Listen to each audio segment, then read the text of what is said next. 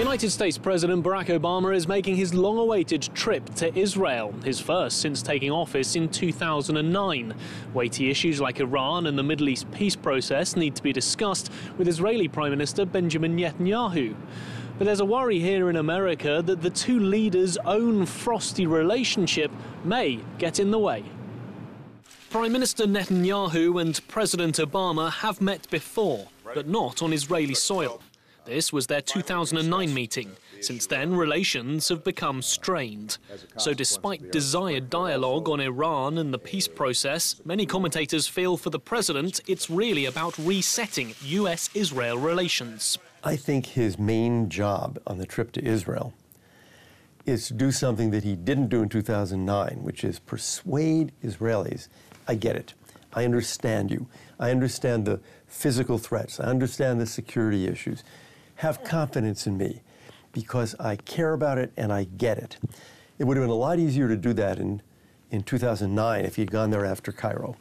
And it's going to be tough now, and I think he won't persuade a good portion of Israelis, but he'll persuade some. Others agree the personal problems could get in the way of meaningful discussions. I think Obama is going in large part to take care of old business because he and Netanyahu have managed to create the most dysfunctional relationship between any Israeli prime minister and any American president. That has to be removed largely for political reasons. The resumption of Palestinian peace talks featured prominently at the recent AIPAC conference in Washington.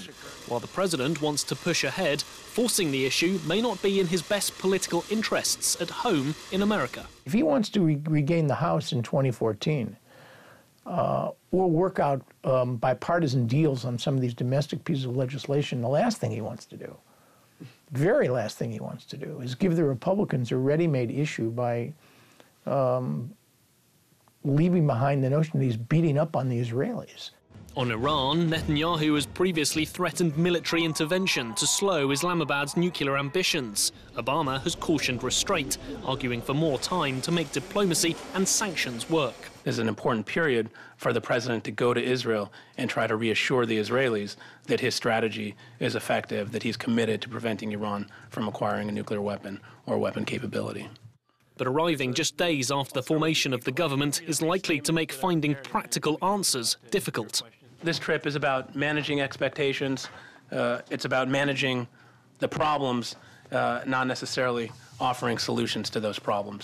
Both America and Israel want to make this trip work. Symbolically, it is important, bringing with it the chance for renewed relations. And that may be the main goal of this visit.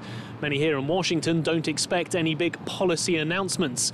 But if the Prime Minister and the President can find common ground, that will pave the way for better negotiations on those difficult issues in the future.